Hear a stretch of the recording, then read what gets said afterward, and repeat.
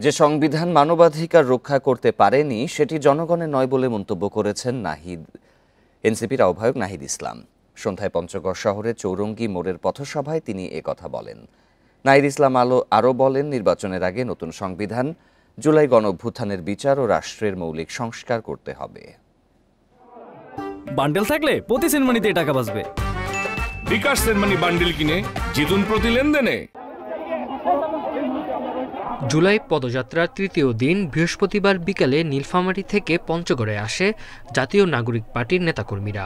এ উপলক্ষে জেলার চৌরাঙ্গি মোড় এলাকা সাজানো হয় ব্যানার ফেস্টুনে।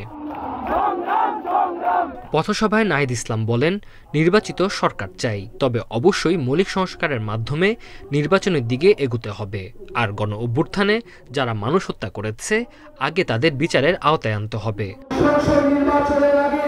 আমরা বলেছি একটি নতুন সংবিধান এবং এই জুলাই গণঅভ্যুত্থানের বিচার এবং রাষ্ট্রের মৌলিক সংস্কারের মধ্য দিয়ে আমরা বাংলাদেশের গণতন্ত্র নিশ্চিত করব। ততক্ষণ পর্যন্ত আমাদের হাতে আমাদের সাথে থাকুন, আমাদেরকে সমর্থন দিন। এ সময় নির্বাচন প্রসঙ্গে এনসিপির দক্ষিণাঞ্চলের মুখ্য সংগঠক হাসনাত আব্দুল্লাহ বলেন, যে পুলিশ দিয়ে মধ্যরাতে নির্বাচন হয়েছিল সেই প্রশাসন ও পুলিশকে সংস্কার করা না পর্যন্ত নির্বাচনে যাবে না এনসিপি।